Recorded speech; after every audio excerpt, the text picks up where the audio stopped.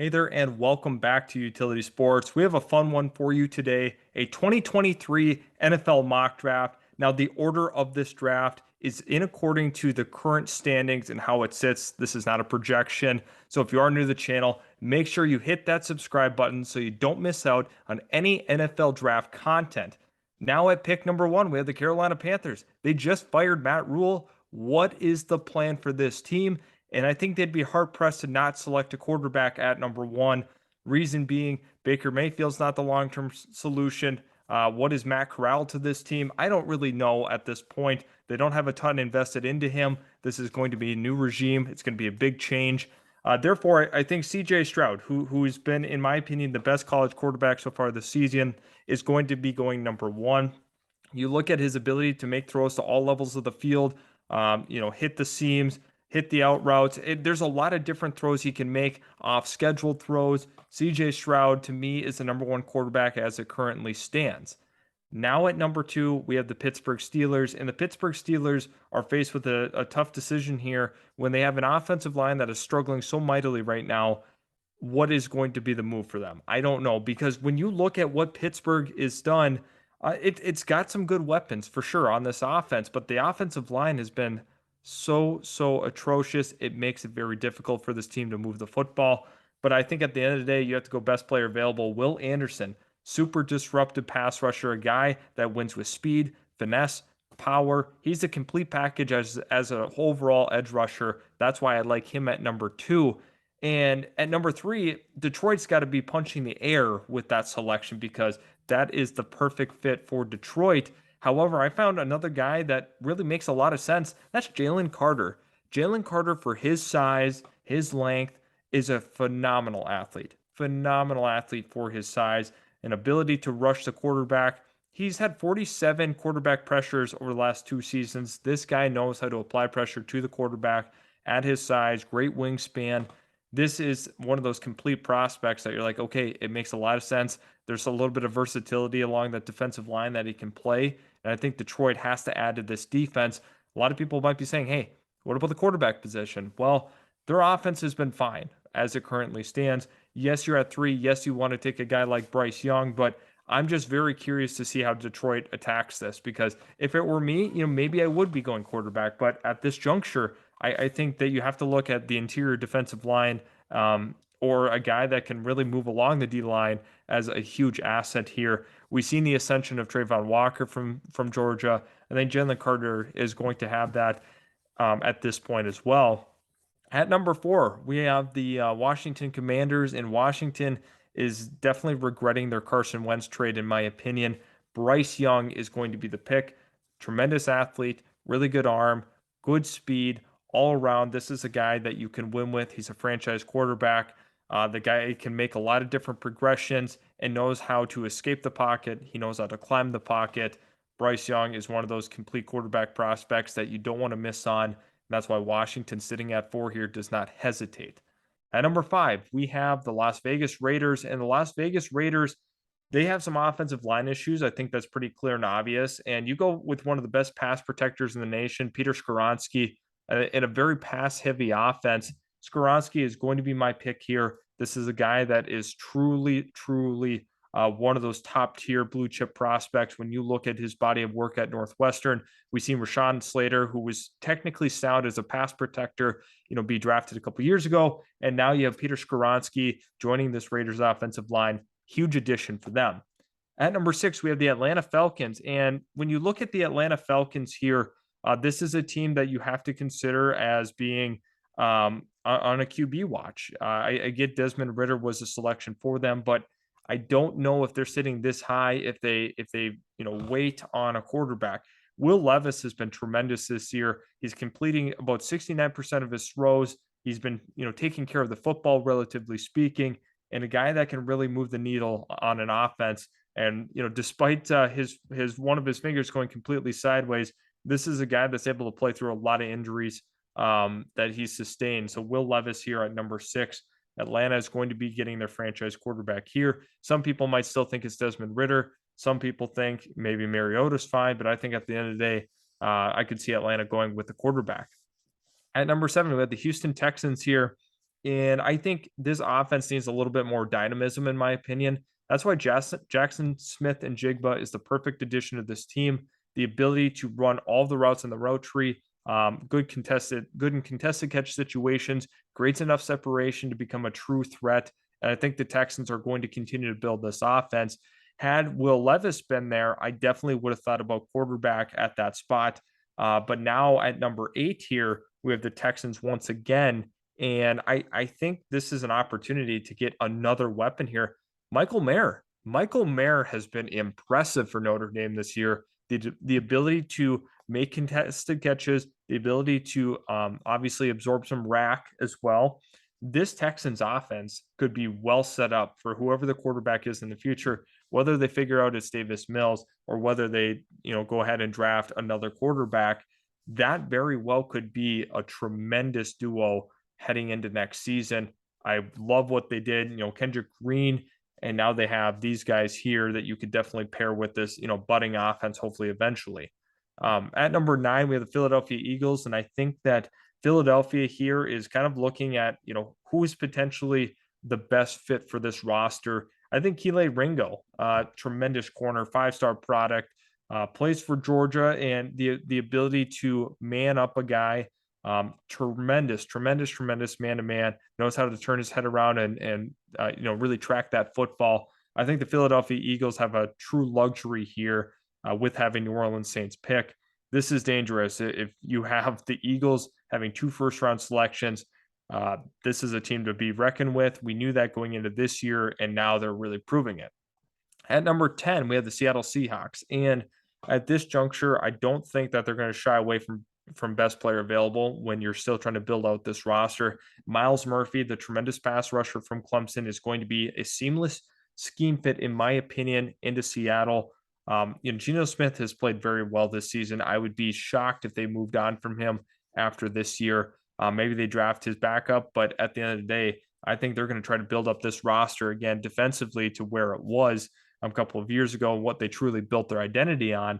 And on the flip side here, you have number 11. Once again, you got Seattle, and I'm going to say they double up on Clemson Tigers. Bryan Bresee. Bryan Bresee is a guy with a relentless motor. Hasn't had the elite production, but you can see the traits. The guy is super sturdy in his lower half. He's able to move guards and centers. On the interior, Bryan Bresee can wreak some havoc, and having once again Myles Murphy and Bryan Bresee could go a long ways. At number 12, we have the Cincinnati Bengals. The Cincinnati Bengals have major issues along that offensive line. That is not a question in my mind. Paris Johnson has been climbing draft boards. Super impressive what we've seen from him. I think that Paris Johnson makes a lot of sense for this Bengals team. Keep him in Ohio. I love that overall fit together with the Bengals. At number 13, we have the Arizona Cardinals, and the Arizona Cardinals are going to be looking for a little bit of edge rushing help, in my opinion. I think that there's a couple of guys that you could consider, but former top recruit Nolan Smith definitely struggled early on in his career at Georgia, but now he's really figured it out. There's been a lot of changes along that, defensive line, edge spot. Nolan Smith has been the latest product of it. There's been so many talented edge rushers and interior defensive linemen that have came out of Georgia. I think it's a true testament in Kirby Smart's program and their ability to really truly generate a ton of draft prospects on that defense, more specifically edges. Nolan Smith, tremendous player here at number 13. At number 14, we have the Detroit Lions. Now, Detroit is in a position here where I would not be shocked if they're looking defense again. I'm looking at number 14. This is tough. This is one of those tough picks where I go back and forth on it. I really do. I could see them going along the lines of maybe taking Antonio Johnson, but another guy that would be huge alongside of Jeff Okudah is Eli Ricks, the 6'2" corner, ton of length, man-to-man guy. This defense definitely needs some help. I think Eli Ricks would be a perfect product in this system. Put him with Jeff Okudah, 2 talented corners to really shut down opposing receivers. And now at number 15, we have the New England Patriots. And the New England Patriots are here. I think they're looking for a little bit more versatility in the secondary. Antonio Johnson is one of the more underrated prospects with his ability to do a lot of different things in the football field, a true chess piece at that safety position. I like him here at 15. Number 16 is Jacksonville, and Jacksonville's in a position now where there's a clear and obvious selection here. Kayshon Boutte is going to be my pick. Why am I taking Boutte? Despite his struggles with Jayden Daniels this year at LSU, they just haven't been able to move the ball as effectively as they thought they would. Boutte with Max Johnson was lights out. And I think his ability as a route runner, once again, this guy can catch contested balls with the best of them. He makes acrobatic plays, able to jump super high, tremendous athlete through and through. I think Jacksonville needs a true number one wide receiver, and Boutte can be that guy for them, which following that up, another really, really needy wide receiver team is going to be the Chicago Bears. Jordan Addison, who was the favorite for the Biletnikoff Award, is sitting here still at 17. The former Pitt Panther, now USC Trojan, after the transfer over to work with Lincoln Riley. I think that Chicago is going to have to draft a receiver. Him and Darnell Mooney could be a nice pairing. They just don't have enough at that wide receiver spot. So don't be shocked if that's where the Bears go. Now at number 18, we have the Indianapolis Colts, and the Indianapolis Colts are in a position where they, in my opinion, are starting to think about quarterback. I don't like how it's gone with Matt Ryan this year. I really don't think that's the long-term solution. Anthony Richardson, his athleticism, his size, his huge arm, those are all the multiple traits you want in a quarterback. We've seen that with Josh Allen. We've seen that with Justin Herbert, with some accuracy issues, which some of those, those two guys did have a little bit of that in college. I think you can mold some of these guys into being, that true franchise quarterback. Anthony Richardson's a guy that not enough people are talking enough about, in my opinion. At number 19 here, we have the Miami Dolphins. This is via San Francisco. I think if you're looking for another dynamic player in this offense, Bijan Robinson is the perfect example of a guy that is super talented, very well in terms of overall talent in this draft, could be a top 10 pick, but with the running back position, they're a little bit more undervalued. I like Robinson going here, despite them paying quite a bit of money to Chase Edmonds. I think Robinson makes a ton of sense here. At number 20, we have the Tampa Bay Buccaneers. Tampa Bay is in a position where we don't know where they're going to be long-term. I just don't know if they truly believe, in what they have in Kyle Trask.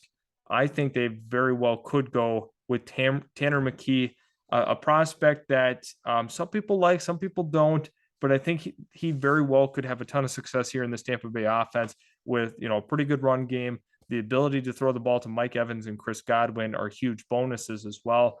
But a struggling offensive line, I think offensive line definitely could be in the cards there. But once again, I don't know if Tom Brady's once again going to play next year. We have no idea. At 21, we have the LA Chargers, and the LA Chargers are desperate along that offensive line. They've crafted a pretty good one. Rashawn Slater was a huge get for them. Corey Linsley as well. Blake Freeland here is going to be my pick out of BYU. He's been a good driving force along this offensive line. I think this makes a lot of sense for the Chargers here at 21 to go ahead and make that move. There's a lot to love about what the Chargers have built offensively, and I think Blake Freeland could be the latest product of another true hit on a draft pick for Tom Telesco. 22, you got Joe Douglas's Jets, and the Jets have hit on multiple picks, especially last season. We've seen that with Breece Hall, Sauce Gardner, Garrett Wilson, just to name a few. Now you look at the Jets at 22. Is this a position where they go ahead and look safety? Jordan Battle was a hot pick last year. I think that when you look at what they have in Jordan Whitehead in that secondary, there can be some upgrades there. Most certainly, this defense is talented for sure. A lot of young guys on that defense, but once again, getting younger, getting Jordan Battle back there, very, very talented safety that could work himself in to this Joe Douglas defense very early on. Moving on now, we have the Green Bay Packers, and once again, I'm a little torn on what to do with the Packers because I don't love, honestly, with where they're at here. I'd be hard pressed not to take Quentin Johnston. I think that Green Bay does need another receiver. Christian Watson's part of the long-term plan. Quentin Johnston is going to be that other plan here. In my opinion, Quentin Johnston is the selection. Randall Cobb's getting old. Allen Lazard is a nice complementary three in an offense, but Romeo Dobbs is another really good, interesting prospect for them. I think Quentin Johnston could make a lot of sense here. I could also see them going with Isaiah Foskey here, the edge. That one I'm a little torn on what to do with Green Bay and where they're leaning. At number 24, we have the Baltimore Ravens. And with Baltimore, I think they need a little more depth in that secondary. Garrett Williams, talented corner from Syracuse. They've been terrific this year. Syracuse has been really, really good. Garrett Williams is a huge reason why, completely shutting down one side of the field. This guy is an absolute lock for a corner. Definitely fits the Baltimore Ravens mold of what they're looking for. And I think that's a great pick at number 24 for them. 25, we have the Tennessee Titans. And the Tennessee Titans, I think, are going to be looking for another receiver, despite them drafting Treylon Burks last year. I see Josh Downs as being that guy for them. A lot of people are starting to get higher and higher on Downs. I definitely think that he could be a good fit in this offense. I just think they need a little more explosiveness outside, and that's really what Josh Downs can do, create some big plays for this offense. I think this is going to be Malik Willis's team sooner rather than later. You have him, Treylon Burks, Derrick Henry. That's a really nice core moving forward. At number 26, we have the New York Giants, and the New York Giants are going to be, in my opinion, looking for best player available. Andre Carter II is a good selection here. Why? Because New York's going to be able to rotate so many different defensive linemen, give you a ton of different looks up front, stay fresh. I like this for the Giants. I really do. Taking best player available, tremendous value at 26, I must add. So great pickup for them. And then you jump to the Cowboys here. And I think the Cowboys are almost in that same position here. Um, you know, I mean, Felix Anudike-Uzomah is definitely, absolutely staring them in the face, but I think it's a very real possibility here that they go with Jacklyn Roy. Jacklyn Roy has been a huge disruptor along that offensive line, or excuse me, along that defensive line for LSU. It's really between these two guys, in my opinion. I could also see them going with Broderick Jones. Broderick Jones is a tremendous tackle here. And I think that's going to fit the MO here in Dallas. We're going to go Broderick Jones. I mean, them taking talented offensive linemen that have fallen definitely makes sense to me. Once again, I could see, Anudike-Uzomah being a good pick, but I'm going to opt for Broderick Jones. Then the next selection here, we have the Kansas City Chiefs, and Kansas City is in a position, to me, where they could look at Trenton Simpson, the very versatile linebacker, guy that's sideline to sideline, a little bit undersized, but has some true value in the run game, guy that's able to sniff out the holes and can really figure it out. Trenton Simpson is one of those players that is going to fit Steve Spagnuolo's defense and what they're looking for in athleticism. Think of Willie Gay. This is a player that is also super athletic and a guy that can cover a lot of ground quickly. At 29, we have the Minnesota Vikings. Minnesota Vikings, dire need of corner. I must say that again. We've said that probably 5 consecutive years. They just can't figure it out. Cam Smith out of South Carolina is going to help fix this corner issue. I like Cam Dantzler. Patrick Peterson likely, I don't think will be back next year. I think that makes a lot of sense. Andrew Booth Jr., their second round pick from last year's draft, has been seeing quite a few inactives, but I think he's part of that long-term solution as well. Pick number 30, we have Buffalo. I would be hard pressed to think that they wouldn't consider Noah Sewell. I think that's very well where they can go here. Noah Sewell, tremendous linebacker. You think about Penea's brother, absolute beast along that offensive line in Detroit. Noah Sewell's got some tenacity as well. This is going to completely embody what the Buffalo Bills stand for.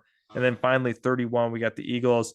Felix Anudike-Uzomah probably is going to be the pick here.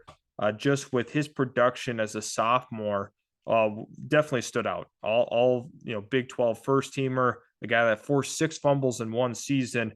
This guy's all over the place. Anudike-Uzomah is that final pick. Once again, thanks guys for tuning in. Appreciate all of the support on the channel. Make sure you hit that subscribe button. Also leave a like on today's video if you did enjoy the draft. So once again, thank you so much for stopping by, and we'll catch you in the very next Utility Sports video.